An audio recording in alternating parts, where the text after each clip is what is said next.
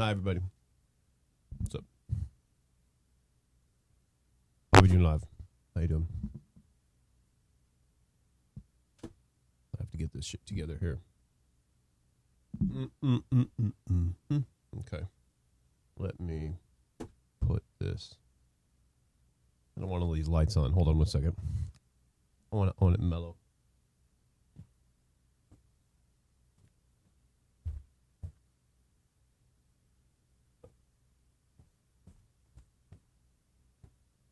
I forgot I have the light switch right here.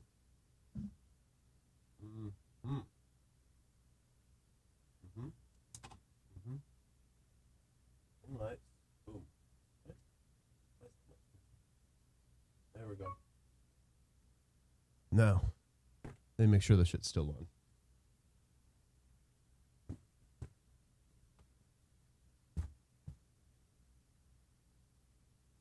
Yeah. I always like to do a private show once in a while. I like to do a private show. Turn off everything. I don't want to turn off this TV. I like the TV. Okay, why is that off?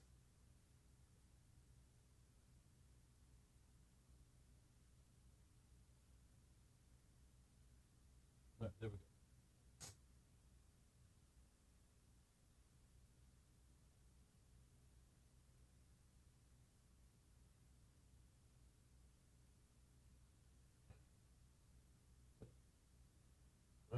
Pardon me.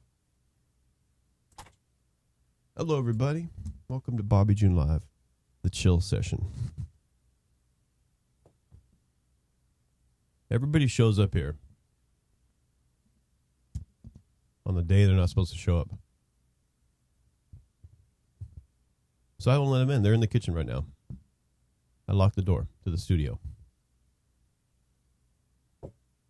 Everybody lags.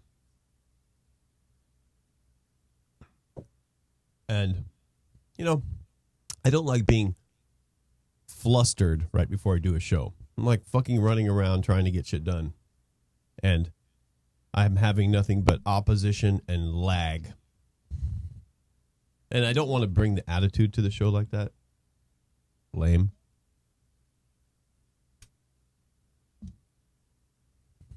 It's fucked up when you start the show stressed out. It's a lame situation. So I'm not stressed now. I feel much better. So welcome to bobbyjunelive, the show that might be better alone. And my dad said, "Hey, how you doing? What's going on over there?" "We're doing fine. We're hunkering down." I just wondered if you knew anything about Ryan. Oh, what happened to Ryan? Ryan, what happened to you?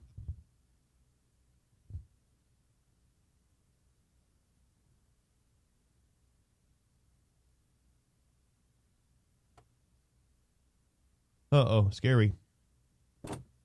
My cousin Ryan has throat cancer.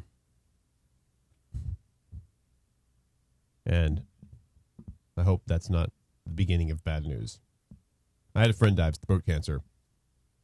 Thomas knows him. Scott Peterson. Not that Scott Peterson. My Scott Peterson. It just died about, I would say a year ago. And I went through it with him when he lost his voice. And I took him to the hospital a couple times. Visited him a bunch.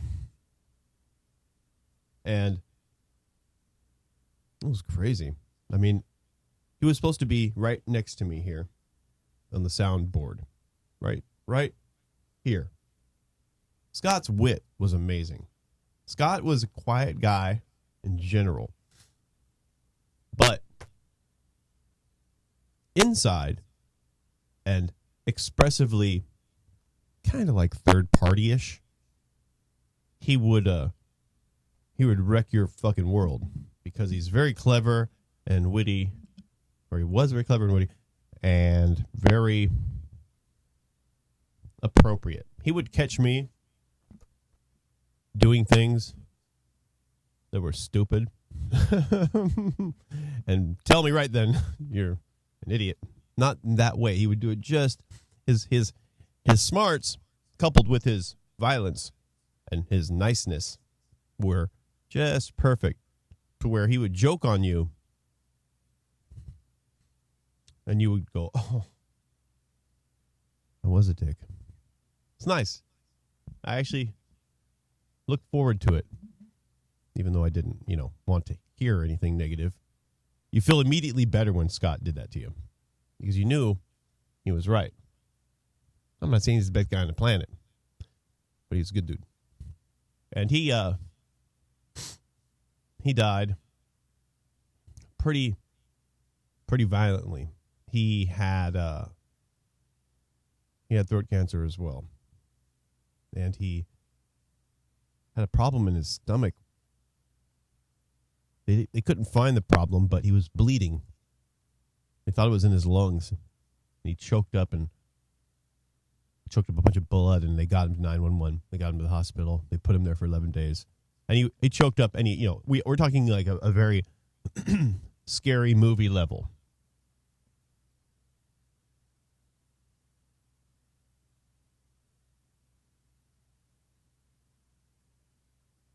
A little more mood. Scary movie level when you're choking up blood, you're trying to catch a breath of air, and it's on the walls. It's everywhere. I'm assuming so much so that he might have slipped in it. It was so bad. I think his kids were home. And so we were stunned. Everybody was stunned. And he didn't know what the hell happened. And you know what the crazy thing about Scott? He went, I can't believe it, honestly, still. Now that I'm getting back into it, I'm just completely thrown. Computer, monitors off.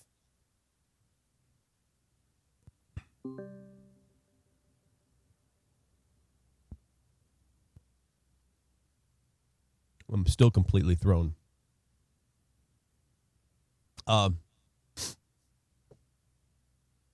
Because he had throat cancer. Stage 4, basically. He lost his voice. He got thin, and everything happened. And then he beat it. And his frail ass would come out, would eventually emerge from the hospital, go home. They would send, I don't know why they sent him home. This guy just beat cancer. They send him home, and they don't send him home with a nurse. I don't even think he had a visitor. A visiting nurse, daily visiting nurse. He doesn't have to have an overnight one, but once he called 911 and choked up blood in the middle of the day, you would think that when that happened, and you went to the hospital for 11 days to find out what happened, and then I pick him up from the hospital, and I ask him, well, what happened? And he says, no, he doesn't say anything. He writes down, they don't know. And I was like, what? We're talking about hospital, don't know. You're bleeding. He choked up blood. They don't know. It's a mystery. They don't know. So, this is a lawsuit in the making, really. So he goes home. I take him home. I drop him off. He does not know why he choked up and almost died. And he literally almost died. So I said, well, you want me to come up? And I wasn't going to stay or anything, but I said, you want me to come up? He's like, no, I got to do this. Scott is I'm going to tell you why. I'm going to tell you why Scott died. And it's a tragic, beautiful, tragic mentality that if you own this mentality, please, you're gonna have to switch it up a little bit, because there's a point of time when you don't need to be this way. No, I got it, dude. I got it. Okay, you got it. What are you talking about? You got it. No, I got it. So he leaves the car, goes up to his house. And I visited him once, I think, before. I didn't get into his pad, but I went to try to see him once, and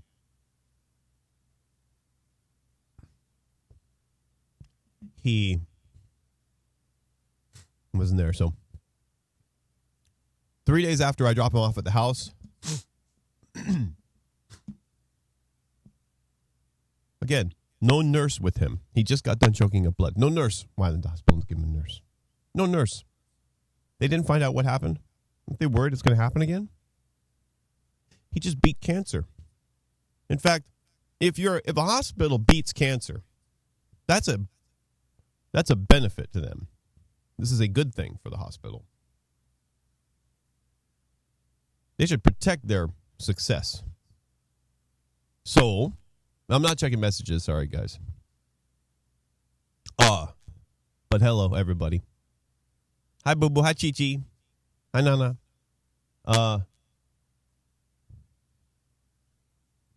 So they send him home, and he waddles upstairs. Tall, narrow, slow, but still Scott. Dork. His ex and his son are with him, staying with him. But they can't stay there every second of the day. But they should. They should take shifts or something. So they got Scott. 2 or 3 days later, the violence of the episode of choking up blood in your house leaves your brain, I guess. Wouldn't leave mine. So I guess Charlene and his son had to go do something.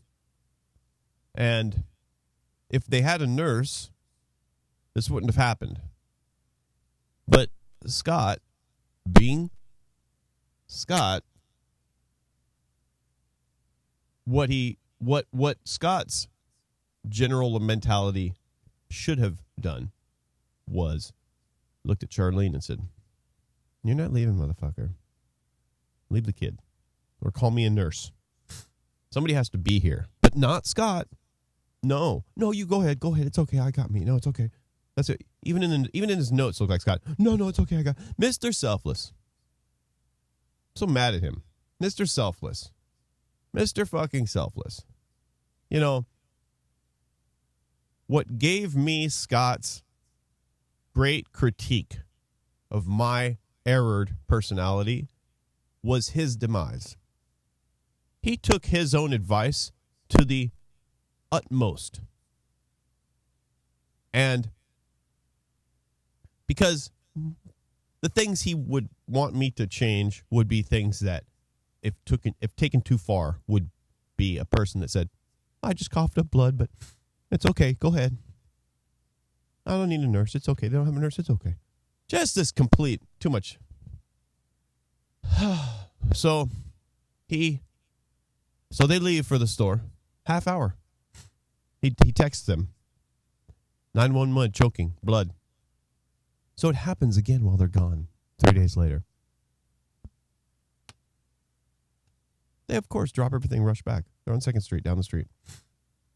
It takes a while, though, to get back. It's not like rush back. I mean, this is, 15, 20-minute drive. You got to get to the car. You got to get in the car. You got to be able to start the car. You got to drive down the street. You got to get out of the car. You got to park the car. You got to run inside. By that time, Scott has done a repeat horror scene. And let me tell you, when I talked to him about what the first one was like, it was a fucking horror scene. Scary, violent, you can't breathe. Blood everywhere, you can't breathe. Choking up blood. When blood's coming out of your mouth, animals just die. And so he and I are looking at each other going, "Oh my God." So it happens again. And he's on the 2nd floor of a it's kind of he was in the front now, but like I'll call it it's like a back apartment, and it's got a little stairway going down to the bottom where there's grass. It's cute, actually. Right near the beach, half a block away from the beach. If you were a little bit taller than Scott, you could see the beach from his house. Long Beach. And he then,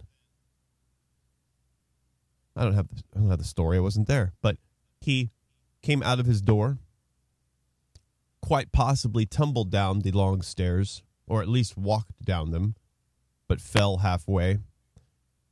somehow made it to the grassy area and died by choking. And all after beating cancer. And that was a year of time that took so much work. He worked his ass off. Lisa, his sister, worked, dare I say, twice as hard because she had to support him. Everybody worked hard, and Scott especially. He just lost his parents to cancer a year before that. Just a tragic. He would be upset beyond, of course. And I just can't believe they didn't live a nurse. Anyway, one of my great friends, Scott Peterson, he was supposed to sit there. Right there.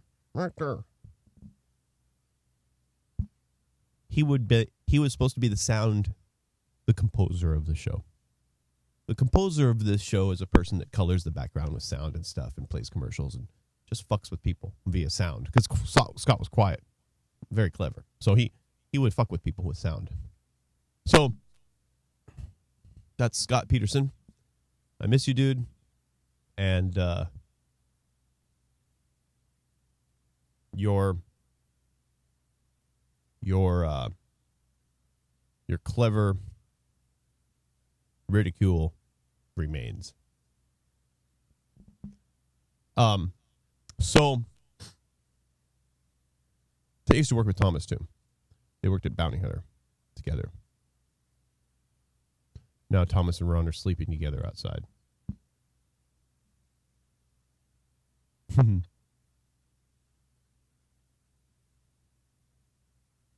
So I'm much chiller without the zoo clown setting. It's much better. Now, I'm going to have to browse it because I have to make my phone active in the switcher application. Hi, Dad. I hope Ryan's okay, by the way. Ryan? Buddy? Ricky?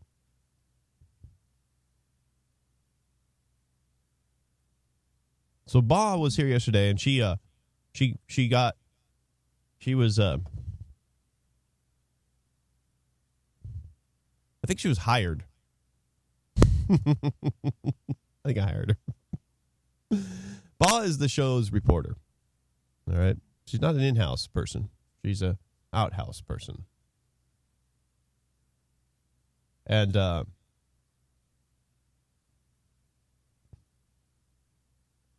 I gave her gear yesterday. And let me tell you, she's not geeky at all. But when I was showing her the gear out in the kitchen afterwards, she was like a laser, understanding everything. So there's no problem with the technology. Very with it as far as I don't know what I'm looking at, but I know I can do it. So dare I say, I haven't experienced a go-getter like that in quite some time. So we're happy about that. And she said, well, today I'm going to do my first out in the field finding. So I'm going to put it's just a picture. Okay. Let's not build this up too much, but I have to plug in my camera anyways, because I got a news story. So hold on a second.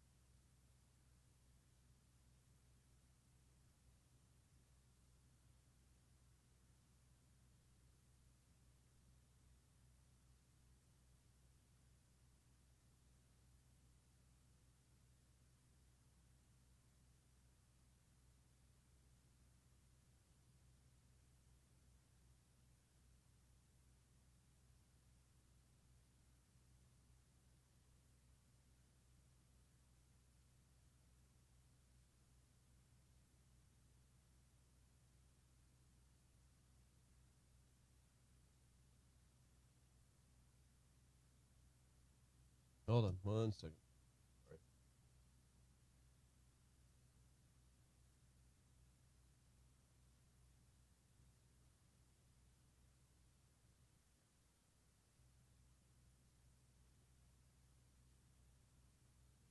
I had to make sure I could switch the camera with the keyboard, and now we can, and we will go back to that. Now, the video thing on the camera hookup isn't going to work as good as I wanted it to. I'm going to have to look at that later. But it works for now. Hope you guys are cool out there. Don't forget, don't go to work. Don't be a douchebag. I'm locking all my doors, so I don't care. So, Ba reported today. And everybody knows about this thing. So, I found it quite popular. I found it quite impressive because it is what we see in the news. Ba has one thing I don't have. Her finger seems to rest more so on the pulse of America and the world than mine. Certain ways. I got my pulse in other areas. She's got hers. Okay? So, she said,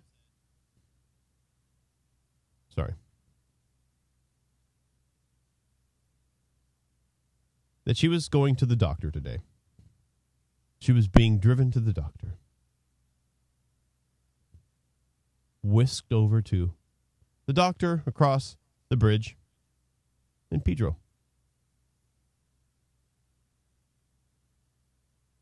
And I don't know what that looks like. I'm just going to leave it like that. Okay. And she said, I went to the doctor, and on the way back, I saw the boat. I saw the life-saving boat. I saw the boat that they sent us. I saw the boat Trump sent us. And I'm reporting on it. And here it is. This is the boat. She's on the bridge. She's on the St. Thomas Bridge. She's traveling over, and she looks over, and she sees what she's seen on the news forever. The boat, the life-saving boat's here. We're safe. Trump sent the boat. We're good. So I'm going to zoom in. There's the boat.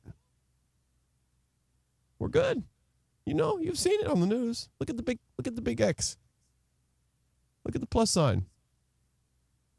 That means pregnant. Everybody on that boat's pregnant. Plus sign means life-saving. Blood. I don't know what it means. It means good. There's the boat. Ba caught the boat on camera. That's it. I saw it on the news. I've been seeing it on the news. I didn't know we had it, but now we have it. And we know it. It's in Long Beach Harbor. It's waiting for us. If you're sick, you go ahead and drive down there and get on that boat. And Ba was coming back from the doctor. So how appropriate. Not for coronavirus. Ba, by the way, please, don't walk around town. I don't need my star reporter out there catching anything. You can relax for a second. You take shots like that from a distance. You don't go up to people yet. I'm not giving you that microphone until the outbreak has subsided a little bit. Maybe you have a better title. Let me think of a better title. Hold on a second. What title would be good? Not anchor. You're not an anchor. All right? If I'm the anchor, if anybody's the anchor. I don't even want to be the anchor. We're not a news channel. We have a news segment, and you had that. You're the news girl. I don't know what you are. You're not the news girl. You're the reporter. The reporter. So we're now that we have a reporter, I have to get online and find out what it takes to get a credential. Because we're going to be sending Ba. Ba's like, I want to go downtown. I know it's a bunch of crazy people. I said, no, we're going to get you over to red carpet events. We're going to get you over to good things, and you're going to interview interesting people and celebrities. So, and not just crappy celebrities, not celebrities that you find on TMZ. We're going to go interview interesting people. And so that is, I have to develop that, and I will. So don't worry.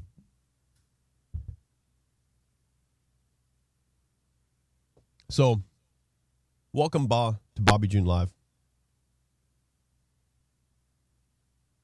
where we finally have a reporter.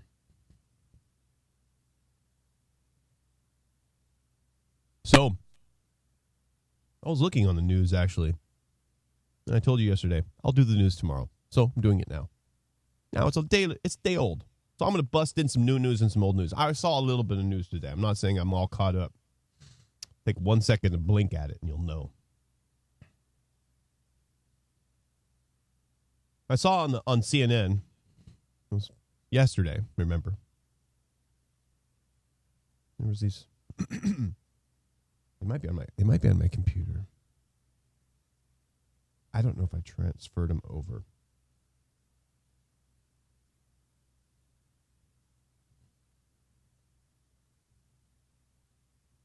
Maybe you're on this computer. Hold on.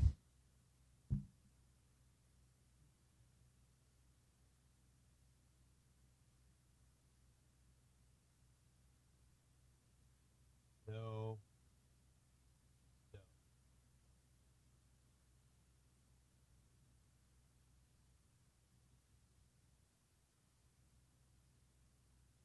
Oh.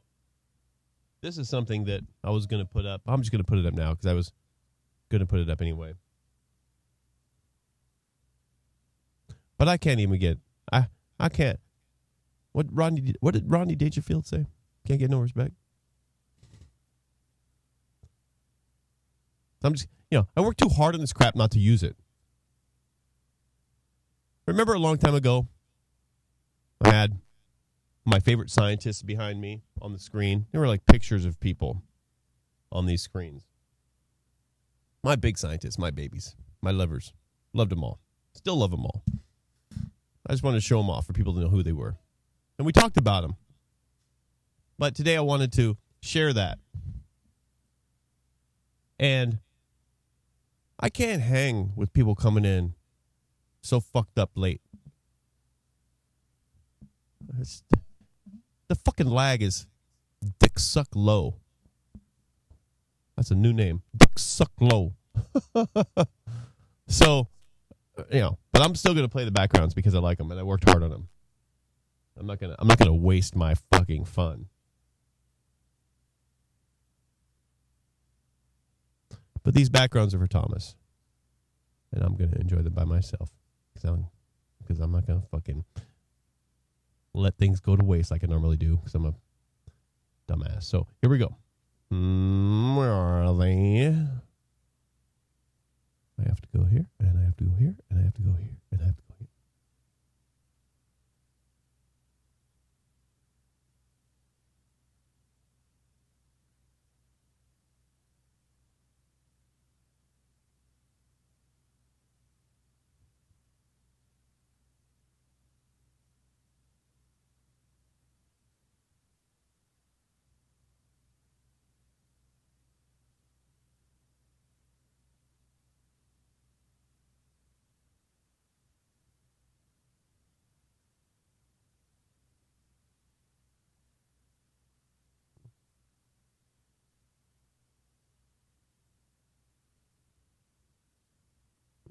Maybe it's not going to work.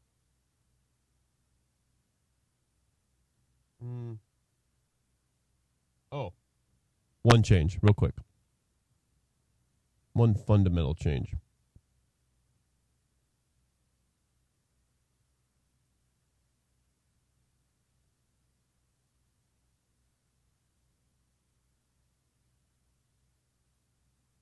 Let's see here. Sorry. Oh, it requires a log out. All right, no biggie. Log the fuck out.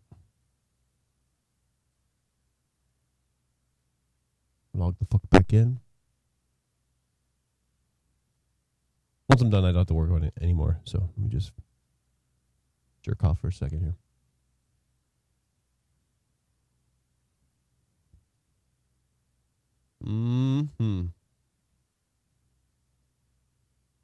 I still feel that I would like to have a coronavirus victim on. So if you know anybody, let me know. We're growing in numbers, so I don't think it's going to be a problem to find one. Long Beach is at. I put up a couple days ago the fear of how I was surrounded by coronavirus, and Signal Hill had no cases. But I thought, Signal Hill doesn't have a hospital, So how the hell could they have a case? So, but nonetheless, I'm in Long Beach is more hit. If you're in LA County, we're fucked. Long Beach is dead. In Signal Hill, dead center, right in the middle of Long Beach, nobody died. So I just wanted to show that picture to you guys because it was kind of funny. But Long Beach, for some reason, is hit.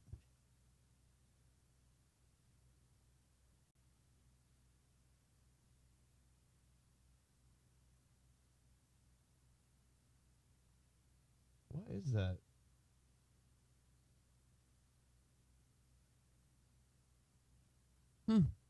If I rotate this, then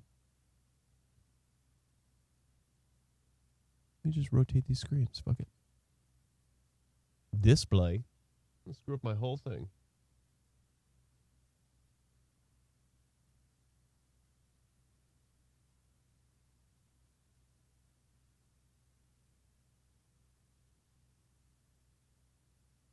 Nah, screw it.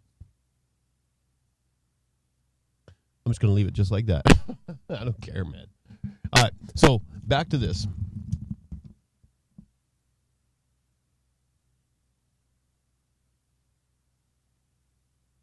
Oh, man. All right, that's better. Yeah. Now, fuck that, dude. Listen. Here, we're gonna do this. I want it really dark. I don't care. Where is it?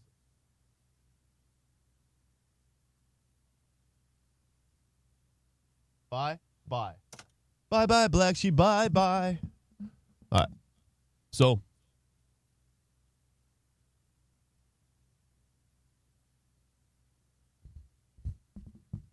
I don't know if I'm going to be able to find these news stories. I'm going to try really hard here for 1 second. They are under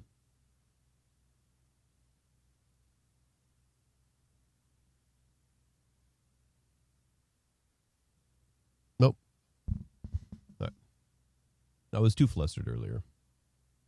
So let's check it out because I think that it's going to be what I saw was a complete confusing load of statements. The load of statements was you're going to die. Nope, you're not going to die.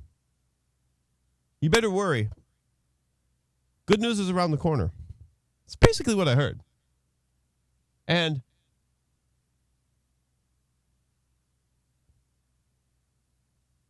if there was a time ever for a unified message from the news, it's now. Usually we hear one big unified message from the news. They plan it, they put it out, and they deliver it properly. This time there's like engineered doubt. And I'm not looking for that. And I know they have to make us ratchet up so that we survive. I like it. I don't think Thomas should be here today. I don't think Ron should be here today. Ron can be here today. Thomas, no. SB's right. Stay home. Quit running around. So, because I want this to work. I want to do it, hit it hard, and get it over with and move on. And you can't have slivers of well, I don't need to do it. Because those are the dipshits that spread the whole thing. So, be about it. I go to Bird Barrier. I fucking wear a mask. I get there. Nobody's wearing a mask. I shouldn't even be there. I don't touch anything. I go in and do due diligence. I'm in there for a couple hours. I have basically safety glasses on, a bandana, and gloves. I mean, let's all be about it. I see everybody at the fucking place. They're all regular. Nobody's got anything on except a couple people. And so when you see that happen, it's not hard to understand. If you were a person that had the ability to peer inside all of the business structures out there in the world, and around all of the streets walking around, if you had God's eye view of us as we're dealing with this, you would find it very easy to take the knob of panic and turn that bitch up a little bit. I don't see anybody worrying out there. So I find social engineering at this point to be why it existed in the first place. There needs to be a view for the greater good involved in our cohabitated existence as we flourish and congregate and be. There needs to be a way of a system of respect for that type of overview, because we don't have the overview ourselves. We don't have the understanding of, well, what's everybody else doing? We don't have that. Some people have that view, and they should be tasked to have that view. And that's in a time of any type of emergency. If we have war, we should be understanding what the pulse of America is. You know, if we have a virus, we should have that understanding. If we have a 9/11, we should have the awareness. We need basically a stethoscope for the American population. We need more of really a brain monitor for the whole damn thing to understand what exactly is going on. But whatever you want to call it, it definitely is advantageous to understand what it is that we're doing and how it is that we're acting, what's happening to us, even during lightweight things like the election of Trump or OJ. OJ. I always go back to OJ. It's so age-ish. I so reveal myself. Let's try not Cosby. That's just a douchebag. But let's the Weinstein and Me Too. You have that whole thing happening, and you have eruptions here and there. You have the pussy hats. Everybody comes out, does their thing. Well, it would be very good for us to now. We do. Okay, my bad. I forgot. We have the pulse of America.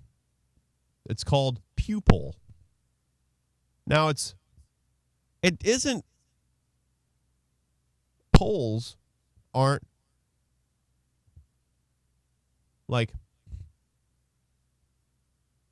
they need to be codified into the system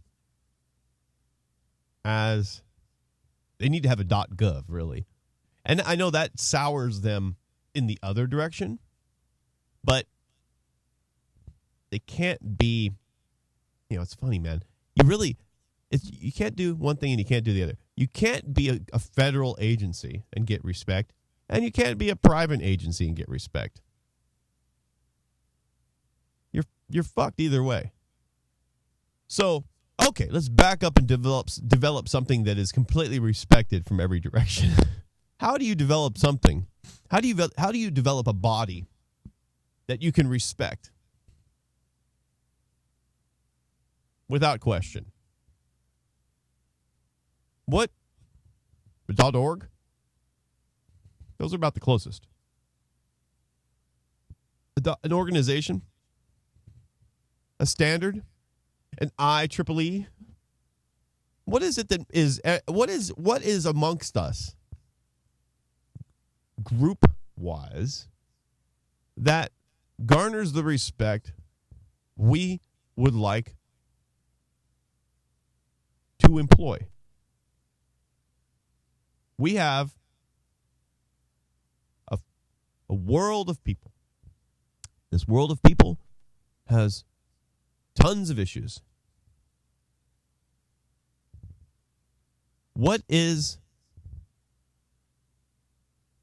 it that can understand those issues and report back to us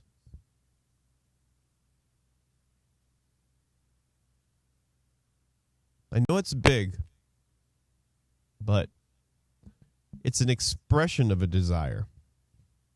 And the internet might be,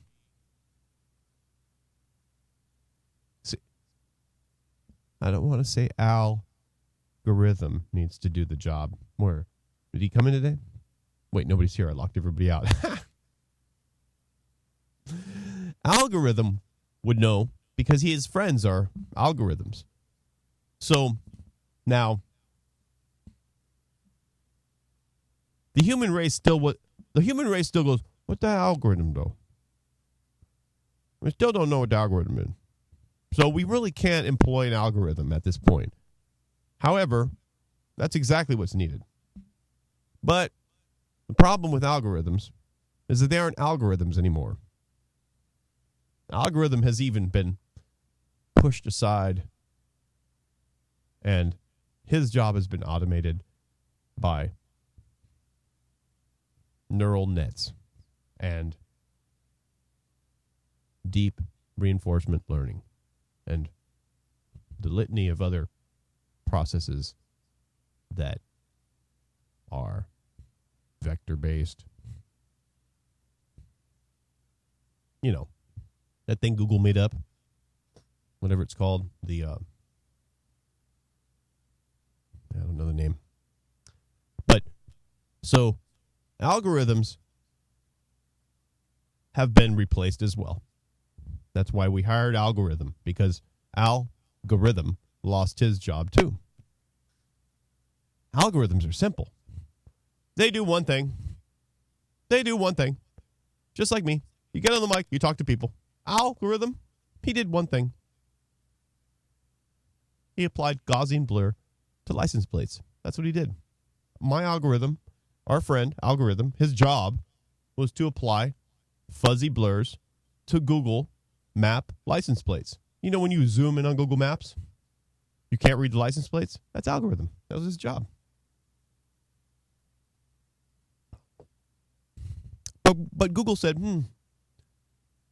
machine learning, interesting. So, if we're not using algorithms, or if we're using them in much more complex ways, we have a problem. Because if you're going to take and understand the human race through the internet, which is, remember, my final destination for our pulse taking.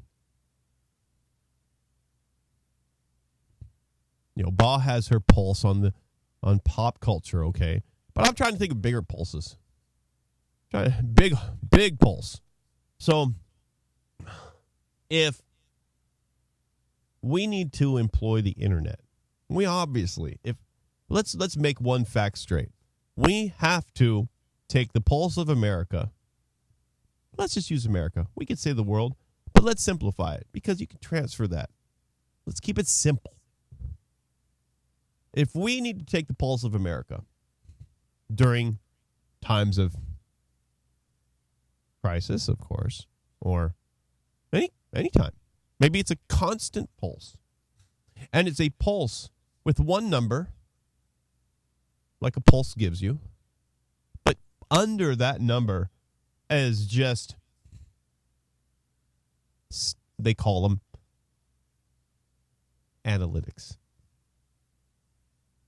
I don't want to get too webbish, but when you own a website, and half the people out there know already, you can understand the analytics of your website. I can understand the analytics of this particular broadcast. If I wanted to, and sometimes I do, I get off, I stop the broadcast. Maybe I'll wait till the next day, or I'll look that night because they change over time. And I'll look at them, and I'll say, whoa, or damn. You know, I'll either be instantly disappointed or happy. Did well, did shitty. Did well, did shitty. And then you look at all the details. What happened? When did people watch? When did people stop watching? When did people watch? All of that crap. How many people watched? For how long? These stats are available, okay? They don't say specifics. They don't say, Ba watched again all night long and then one more time after that. They don't say that. They don't say that kind of detail. They say that people did something. Now, I'm afraid if Boss stopped watching, all Lennox would drop off the planet. But go ahead. Keep them up, Boss. So, now, we need to look at the world and say, we need that too. And if we're going to employ the internet, because the reason I'm focusing on the internet as the gatherer of knowledge is because it already is the gatherer of knowledge. It already has the data in general from so many different areas. So you have the internet sitting there gathering data from the worst and the best of us. So, and I would say, if you would look at the web, it's fairly open. If I was a piece of data, a Google bot, for example, I could roam around and look at shit like crazy. So I know that we can see a lot of the web. It's available. It's almost naked. And I know people in Google are going, hey, they don't know yet, but they're all standing there naked. And we get to look all we want. Google and Facebook? Look at it. Look. Facebook's even worse. Facebook's like, look at it. They don't even know. We can see everything. They must be, I mean, when you know why, when Zuckerberg gets on stage at the Senate hearings, and if you haven't seen it, you should watch it. Type into YouTube, Facebook Senate hearing, and pick any one of them. If you see Zuckerberg sitting at a desk with his name in black on white, click it. The longer, the better. If it says 3 hours, if it says 6 hours, click it. Get yourself popcorn and watch. You will see the worst performance in your life. You will see the face of guilt. The poor guy. He goes to the Senate hearings and answers all of the questions, gets roasted, and has the face of guilt nearly the entire time. Part of the problem with Zuckerberg, the owner of Facebook, the inventor, whatever, he fucked up social media. He answers questions. He does this. Well, and his eye, he's just his face is like he's got this, and we all know he's been bagged on. He knows it. He got that Caesar cut. He's plank pale. Deer in headlights. Not that attractive. You got to add that in for the fuck of it. And what ices that cake is the mechanistic, worrisome, worried, guilty, excuse-driven tone that he can't help but constantly emit. I mean, this guy should be yanked from the position within Facebook as the person that gets called when problems happen. He does not help that company one bit. When the Senate needs to call Facebook to the stand next time, they need to fire his position and hire whoever they demand to talk to. He's horrible. So this man is showing you the face of guilt regarding the amount of data they have on us. He's embarrassed to have all that data. He is stunned that he has all that data. And it shows in his face. So they aren't doing a very good job with it. Yes, they protect us from ourselves to a degree, and they use it for advertising. Fine, okay, whatever. They're just, Facebook's. Here, let me give you an example. Facebook is an example of Microsoft winning over Apple. Facebook is the Microsoft of social media. And there was never really an Apple. Of course, you're going to know, I'm going to say MySpace was the Apple of Facebook, of most social media. But, okay, I'm not going to say that because I'm going to be tooting my own stupid past horn. But let's just say that is. We have to have an enemy. So MySpace didn't have the ball sack or the capability to be an Apple. They couldn't stand it. They couldn't run with the Tigers. Facebook came in. Facebook, and I know I'm on Facebook right now, fucking Mark. Facebook came in and basically signed my mom up. Or signed whomever's mom up. Signed the rest of them up. MySpace is over here going, what's up, what's up? Let's have a drink. What's up, what's up, what's up? Hi, look at you. You're a dork. Boom, boom, boom, boom. Let's fuck. Okay.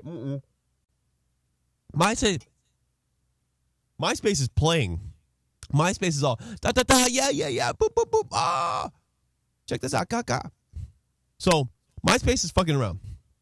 Facebook comes on board, and they say, look at that, ha. All right, we're going to do one.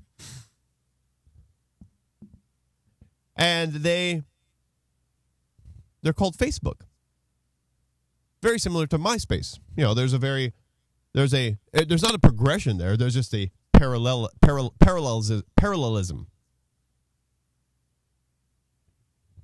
But for the year or so, maybe two, us, the freaks, were on MySpace, and it was big enough to be popular. It was bigger than Snapchat is now to attract individuals. One leap greater.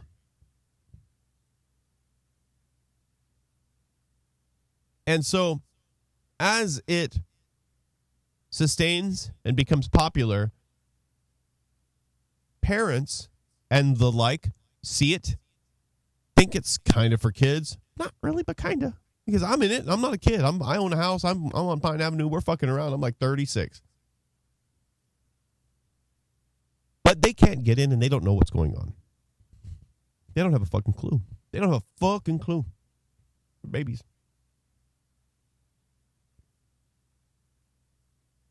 Then comes MySpace. Hold on. Then comes Facebook. Facebook was the door that opened for the rest of the human race. It said, come on in.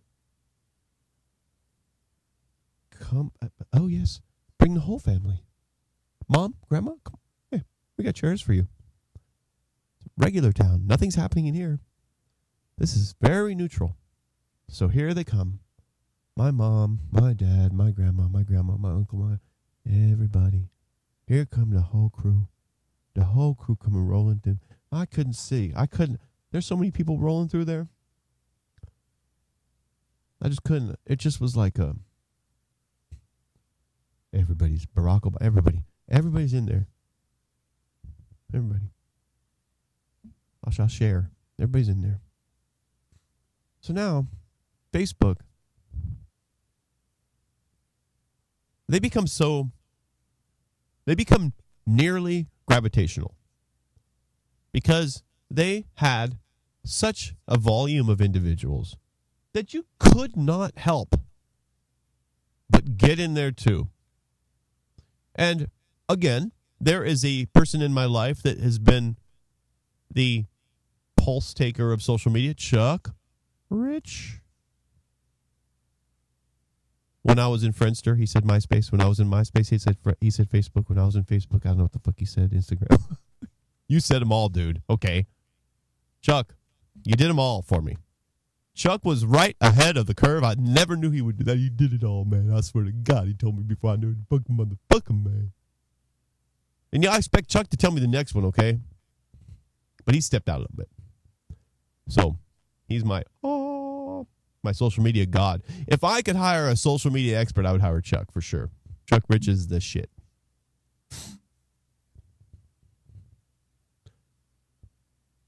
So they invent Facebook.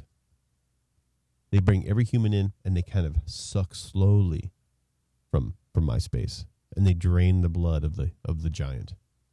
The giant falls. Unlike Apple, the giant falls. If it was Apple, the giant would survive and say, "No, we're not dying.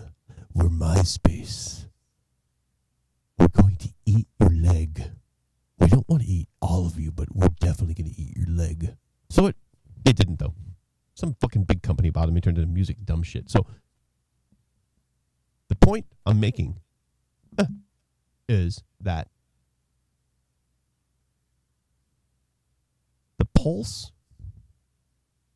of America rests in the internet.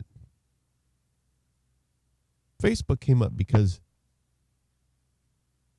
Zuckerberg's face shows you that they see the pulse because he's embarrassed by it. Good. So, we now know by that example and others that the hard part is complete. We have a machine that has the pulse of the world or America in it, amongst other things. This is just the start. I'm just giving you a starting point. Because I'm giving you there's Web 1.0. Web 1.0 is websites. Then you heard about Web 2.0. Now it gets a little bit fuzzy, but I'm going to claim Web 2.0 is apps. It still taps into the web, but they're applications. They're separate entities. Basically, really separate websites. They're not that fucking different than a website. An app and a website are pretty much the same. In general, one lives on your computer and operates quicker. But generally, they're the same. So, what I'm saying is, we have Web 1.0, which means website. We have Web 2.0, which means app. And I'm talking about Web 3.0, which is collective, which is... Now, I haven't thought about this yet. You're seeing raw invention happening. It is realizing that the internet that exists, the fragmentation of it all, has available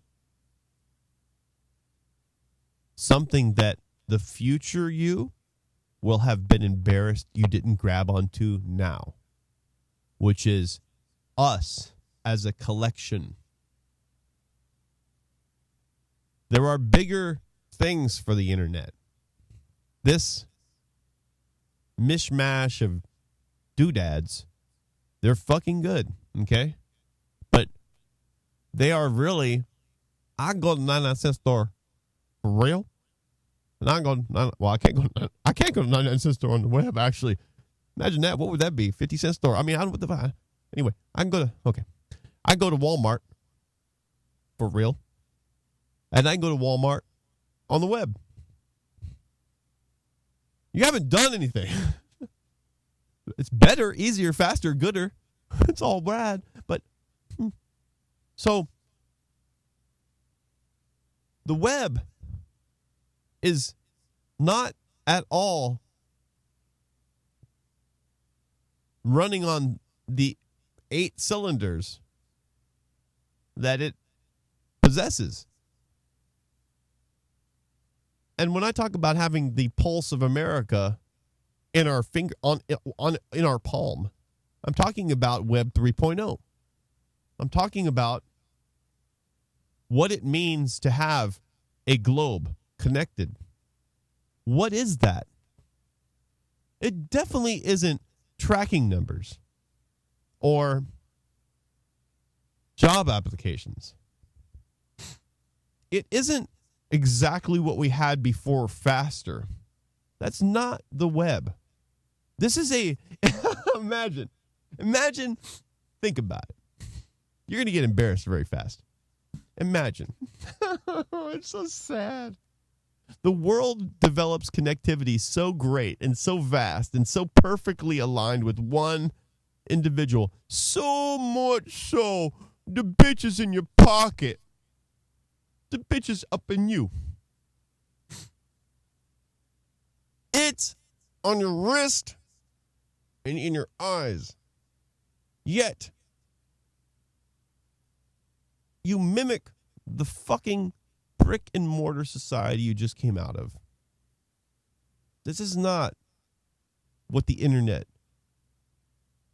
wants to be. It's embarrassing. The live video thing that we're doing right now is probably the closest part of what? Shut the fuck. I'm turning this thing off. I'm sorry. Is the closest thing that's been that's surfaced. Coronavirus, thank you very much. You've thrust us into more of this. Pardon me. We should be very embarrassed. I can't wait to get my Amazon, though. Believe me, I love the hodgepodge knick-knack doodad web that we have. We have a doodad web. we have the web. I swear to fucking God, when you look back, if you sign up for cryonics, like me, and you get woken up, and then you look back, 100, 500, 500, how many 100 years away, you're going to look back and go, oh, it's so bad. There's a bunch of dinking donut holes. We have a connected world, and we're just like looking at CNN and crapping on. We're just sitting there dinkering around. Man, imagine a world of minds.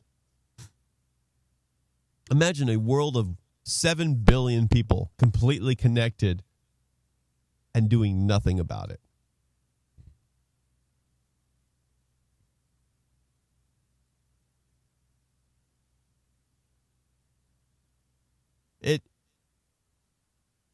It makes it. I look at you and I, everybody just going to work. I'm not talking to you. I'm not looking at you. You don't need to do anything about it. It's okay. It's not your job right now. You don't need to. I'm not expecting people to jump in and change the world. I'm talking really to the intellectuals. I'm talking to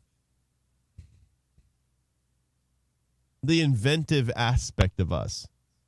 Elon, stop flying into the air. I know it's fun. I know it. It's a blast. Believe me, every time you do it, I watch as much as possible. Sometimes I miss a couple because you do it so much. It's like, God damn it. And your cars are wonderful. I can't believe a human being came in and said, bitch, I own the car industry. And everybody sucks my dick. Okay? But this task, and I know it's based on transportation and moving us around. This is wonderful. But you need to stop. You've done it. This is wonderful. Good. Okay. Get that stupid last rocket made, okay? Get it made. The car company, please, step down. This particular man and a few others need to be recalibrated for us. I understand he's trying to save the world. I understand he's trying to multi-populate us. It's wonderful. But save people here. Don't save people there. Save people now. Do it now first. Then do it there. Do it now. We're the ones that matter. We're the ones that are watching you. We're the ones that see you doing it. Save us first. Don't save my genes. I don't give a fuck about my sperm. I don't give a fuck about that.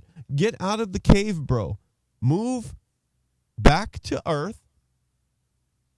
Let somebody else launch your rockets. And learn about this. I'm not pointing at my gut right now because I wouldn't want you to see it. But pointing at this. Fix it.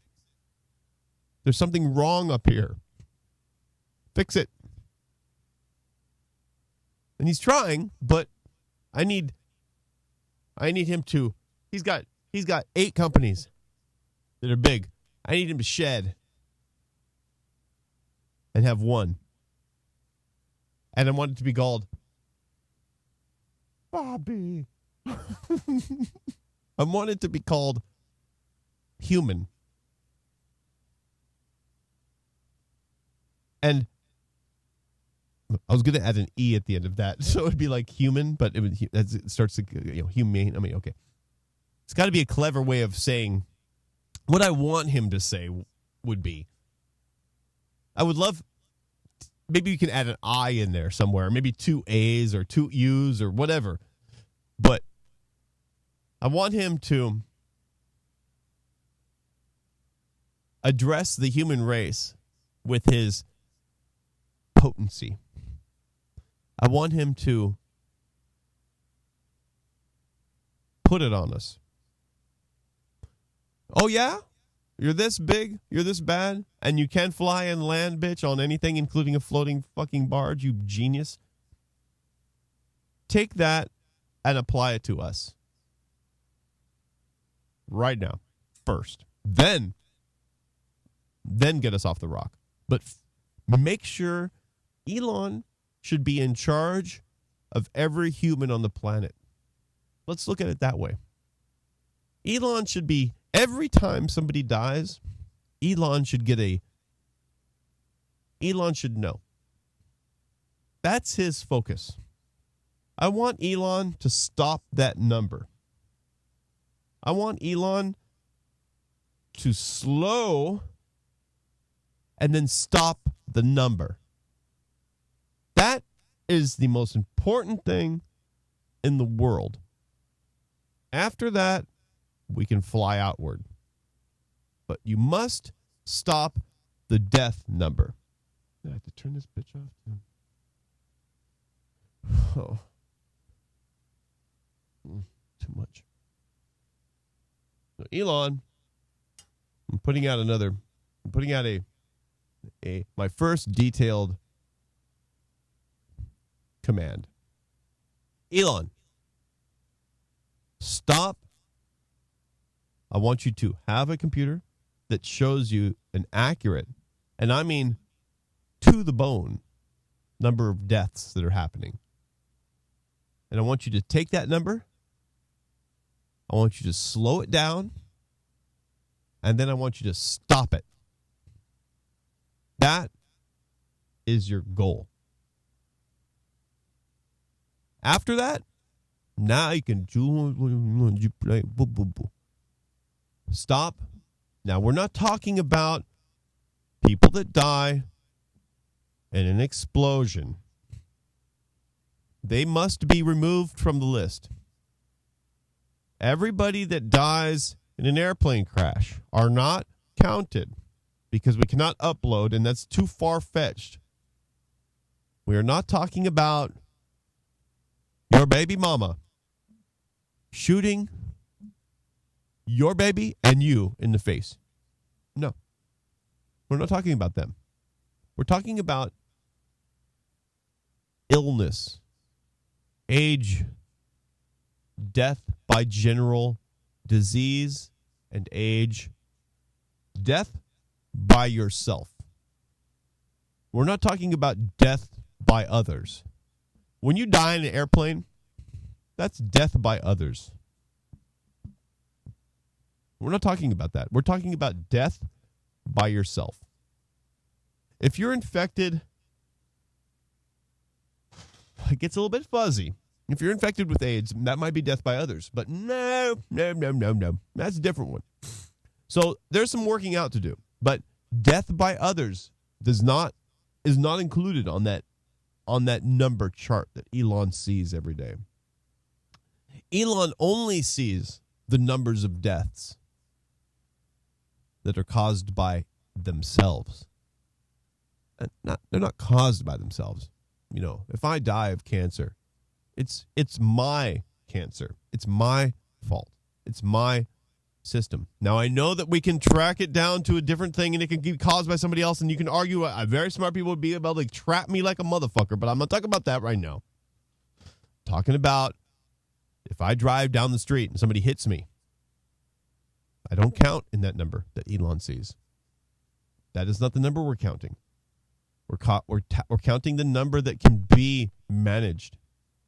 So, Elon, slow the number down, and I'm giving you 10 to 20 years. 20 years. I'm going to give you 20 years to slow that number. Let's say 30, but 20. And I'm going to give you 50 to 100 years to stop it, but you'll be dead by then. So, hold on. Okay, it has to be within Elon's life. Elon, my age, okay. We're going to live to be another 40 years on the planet. Maybe 50. So he's got 50 years. He's got 50 years to stop it. Fuck it. Then, launch. And you can launch. You've all done so much already. I'm retasking you, bro. This is what Internet 3.0 is all about.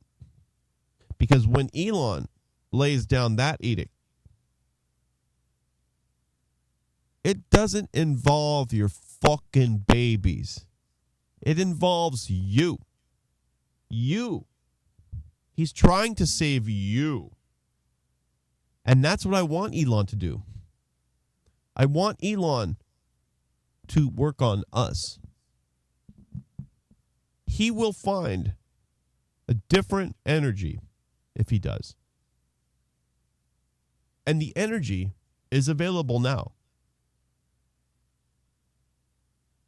He doesn't need rockets in Texas being built in a field. He doesn't need all that. Those are great and fun. He doesn't need experts. He has the human race. If he would include us in the process, because it is for each and every one of us, he will find that he has more resources than he can manage. Therein lies 3.0, Web 3.0. He could be the first initiator of this great realization regarding what the web actually is built for.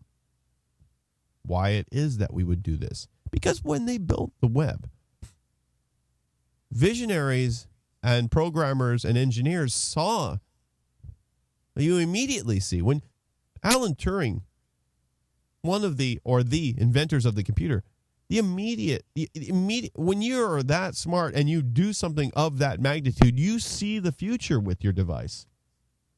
And it becomes clear where it's going. You're the first free thinker of its trajectory. It's the same with the web. TCP/IP, the government, whoever it is, Park, all that. When they invented the web, and I know who that was. I know. I remember him. You know? When not Bill Nye, but when Al Gore invented the web, he knew. He knew he was turning the globe into a brain. I know it sounds gross. I know it sounds like a movie. I don't mean a brain. I mean a different thing. A thingy thing. Like a brain, like a human brain, like a thing, like a whatever. Like a different thing. Not a brain. He turned the world into itself. The world doesn't count. The earth and all that shit. We're not turning the earth into a motherfucking brain. When the world becomes connected, we're not thinking that the goddamn dirt is a brain. The damn thing we're trapped on right now has nothing to do with the connectivity. When we say the earth is now a brain, you could minus out everything in the middle and leave the shell of us people connected. The thing below us, it's nothing. It's nothing. It's so nothing. It barely supports. Pardon me, Paul. It doesn't even give us the energy it takes. The sun, if you're going to point at anything, is, homie, the earth is just like the metal plastic we're sitting on. So, Web 3.0, the pulse,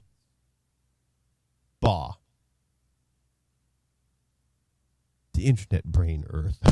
It's all the same. If we keep on ordering Amazon, and if we keep on jacking off too, and if we keep on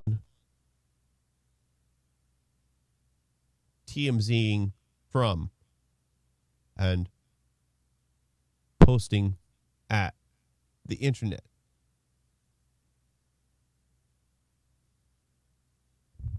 as if it's a doodad, we will be a joke.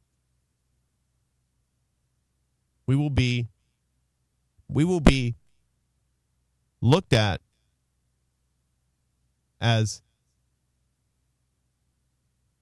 short-sighted douchebags with the greatest tool ever invented.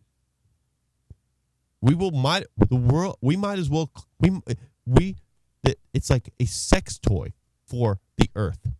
All we did was we invented the internet, and then we turned it into a piece of shit. Now, I know that I'm in the middle of turning the vibrator on too. I'm just as much of I'm the same person as you are. I'm guilty as can be. But we need to extract ourselves from this goo pile that we're on and realize it. That's all. I'm mad at us because I am us. I'm just voicing it. So, Web 3.0,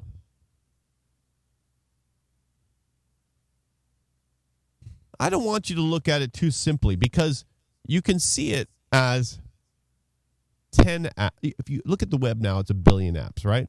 Apple's like, we got 100 billion apps on the web. There is nothing to be proud of. When Apple claims they have 1 billion apps on the website, you can consider that a failure. This is not a success if you have 1 billion apps. That should tell you there's something wrong.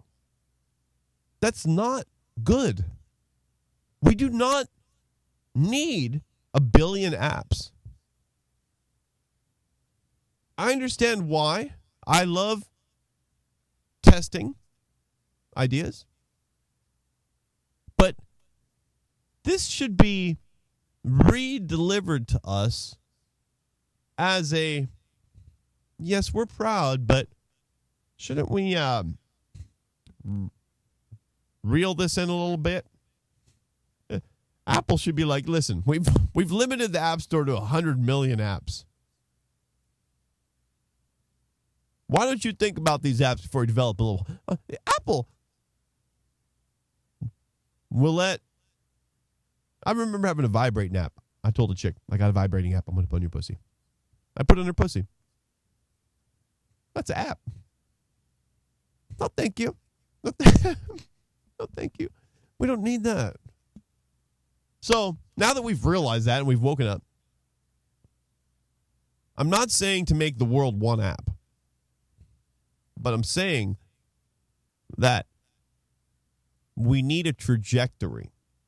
We need to have our pulse on the human race so that all desires are included and honed in a way that makes them defined to a degree. I'm not simplifying. I hope I'm not simplifying and eliminating high detail differentiations between groups of individuals or individuals themselves, because I love one person doing something very different than every single person on the planet. So as the law of robotics exclaims, there would be a law of consolidation, or a law of Earth mentality. Whatever you want to call it, Web 3.0, there would be some laws behind it. Thou shalt not develop crap, but thou shalt not stop crap from developing. It gets confusing, but there's a way to write that. Smarter minds will know. There's a way to say things. There's a way to employ the American lexicon to put down statements that trap us into actions that don't let us move in too far north or south, east or west of what a good direction is, yet while still preserving the neutral, ambiguous state of discovery. So, Web 3.0, the pulse of America, a pandemic, and the way we react within it.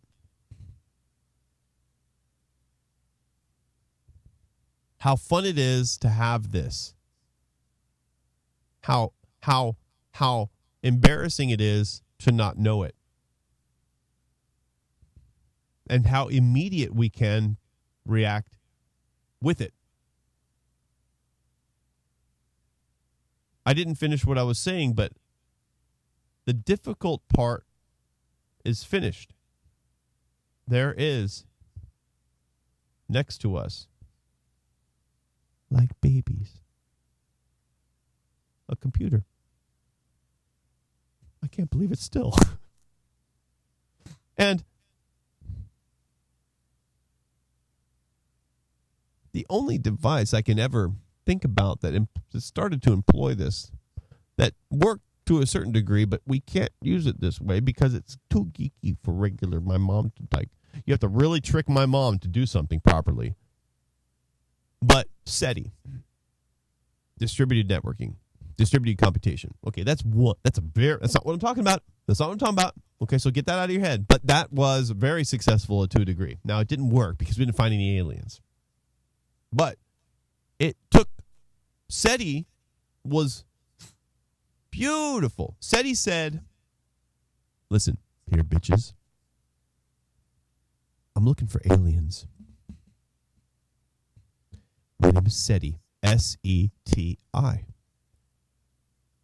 .gov, whatever. They have radio telescopes. They were looking at the universe. They said, we don't have enough money or computers to analyze all of the data we're gathering from the universe. Radio telescopes, arrays of them, arrays and arrays and arrays of them. They're pointing upward. See this thing above me? Well, you can't see it above me, but above me is a radio telescope. Right here, I have two of them. There's one right here. Motherfucker. Hold on.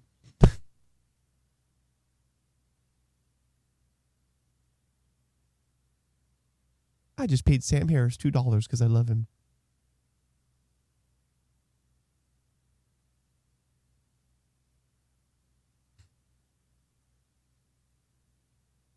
Right above me is a SETI radio telescope. Not really, but I'm going to show it to you for the fuck of it. It'll be funny.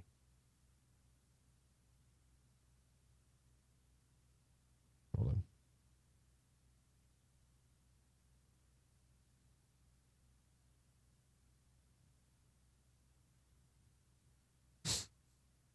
Bing, bing, bing, bing, bing.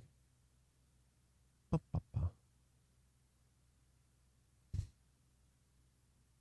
Okay, I think you could see that. This is a dish. You see the studio like normal, right? It's dark in here, but you see the studio.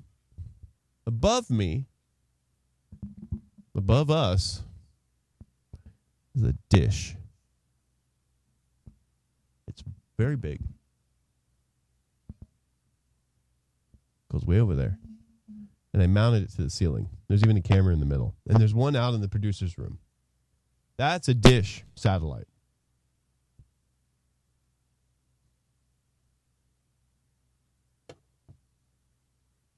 That thing pointed at the universe. They had too much data. So SETI said, hey, and this is back in 1998.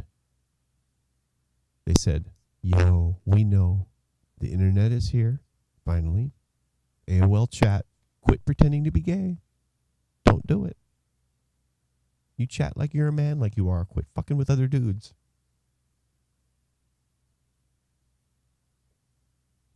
They said,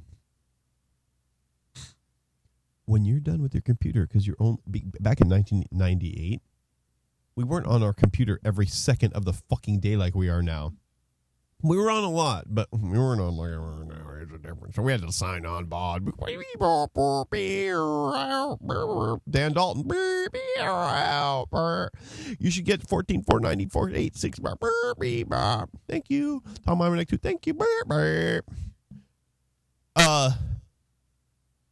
But SETI said, look at all these chumps. They have high power computers at home. They looked at us like food. They said, these punks doing Photoshop at home, surfing the web. So they said, okay, we'll make a cool app. The app will look like you're analyzing the web.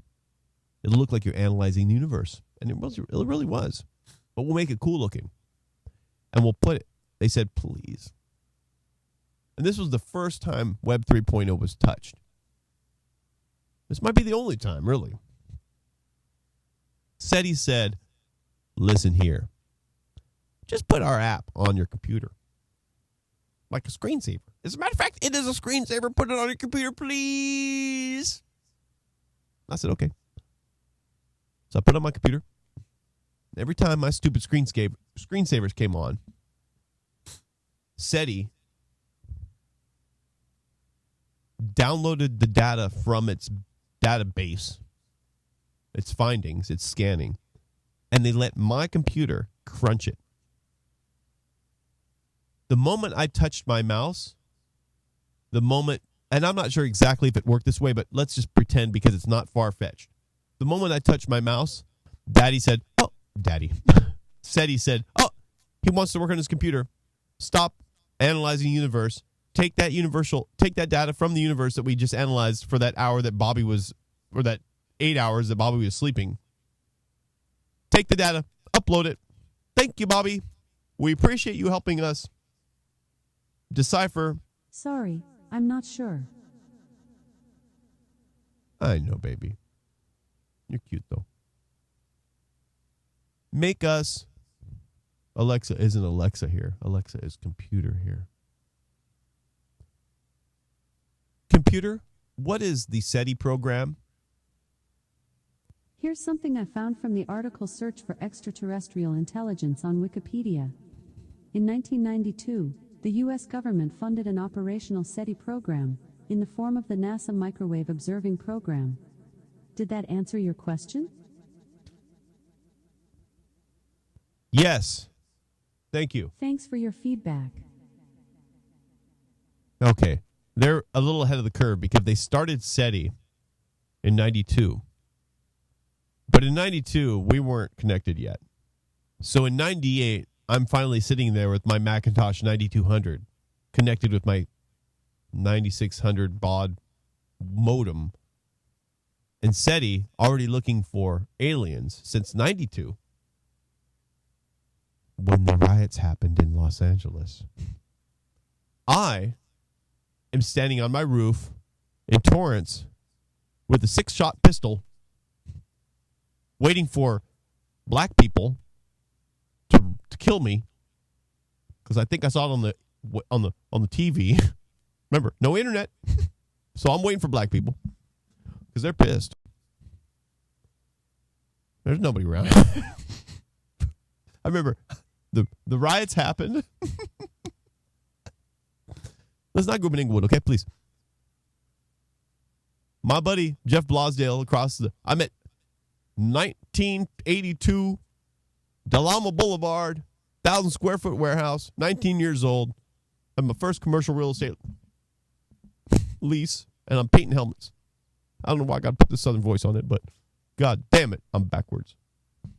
Jeff Blosdale comes over. He's a boat manufacturer across from me. He has another unit. He builds fast motors. He goes, "Here, dude, I know you're going to stay. Here's and he had a bag.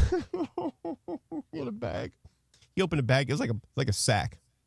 Like a sinister feeling. And he opened it and he showed it to me. It was a gun. And I don't know from guns, okay? I'll kill you though, but I don't know from guns. I'm more I let people kill themselves. He gave me the gun. And he goes, "It's loaded." He showed me. He goes, "All you do is pull the trigger." So I took the gun, and in my 1,000 square foot unit, there was 6 units on one side, 6 units on the other. We had a parking lot in the middle. So they leave, and I'm there all the time. I didn't live there. I lived at my parents' house at the time, but I'm like, 22 maybe at that time. I rented it when I was 19, but I was about 22. So I go on the roof because I had access to my roof because I cut a hole in the ceiling to put shit up there. So I go up there and I start looking for people. The gun. And I'm up on my roof for probably a short period of time. And I'm not looking for black people. Stupid ass. But I'm looking for people that are mad. And so I felt I was protecting my fucking environment. God forbid one of my black friends show up. Wait, did I have any back then? Hold on. Did I have any black friends back then? I had a very white moment in my life. Hold on. No, I didn't have any black friends back then, so I wouldn't have had that. So no black friends would have showed up, so I'd have shot them all. Fuck. My God. Oh, man. Anyway, I went up there for probably I'm trying to think back, half hour, looking around. It's empty. Then you realize nobody's doing anything. But thank you, Jeff Blosdale, for giving me a gun. So, how that related to what we're talking about, SETI and black people. Black people are going to leave us behind. Don't let it happen. That's all I'm saying. So, we need to make sure that we don't waste time by whacking off in a stupid little room in the front of my building. Or by, I can't do it properly because he's medicated. So by defying my known needs with what you think is right. Those were particular communications between me and Thomas and me and Ron. That's why I'm doing it by myself tonight, because I'm mad at them. I'm not really mad at them, but I'm mad for the show. There's 2 mads. I have 2 mads. I have my Internet 1.0 mad and I have my Internet 2.0 mad. My Internet 1.0 mad, I can never be mad at them. I love them. My Internet 2.0 mad, I'm fucking pissed.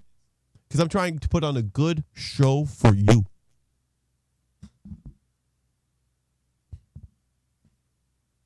And I'm not going to let anybody get in the way of it. Ever.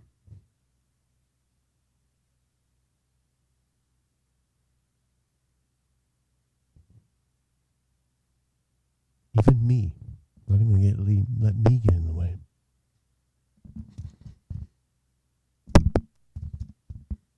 So,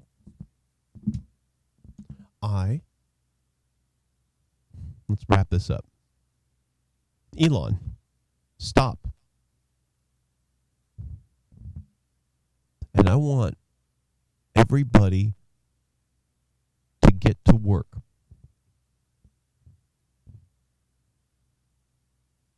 I really want everybody to realize, I don't know what the fuck it's going to be. It's very difficult to do this because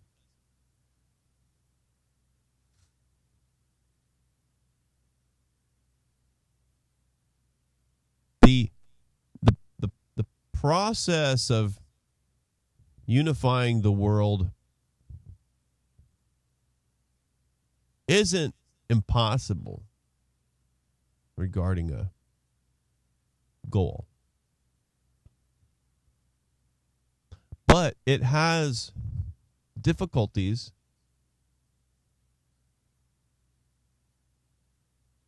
because the likelihood of failure is very high. One misstep and you've lost everybody. So Elon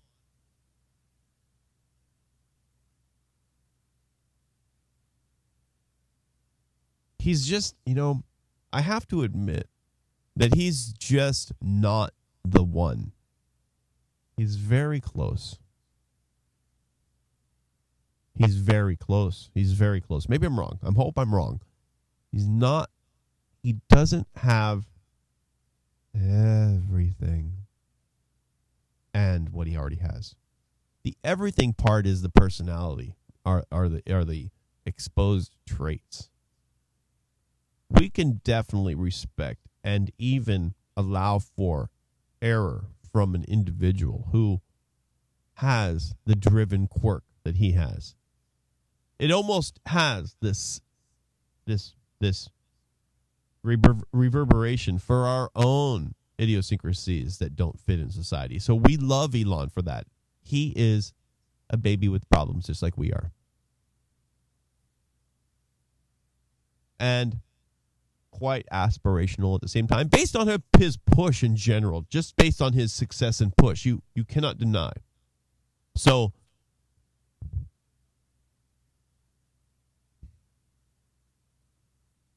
Bumble, hold on. All things stop for pussy. Wait, Elon who?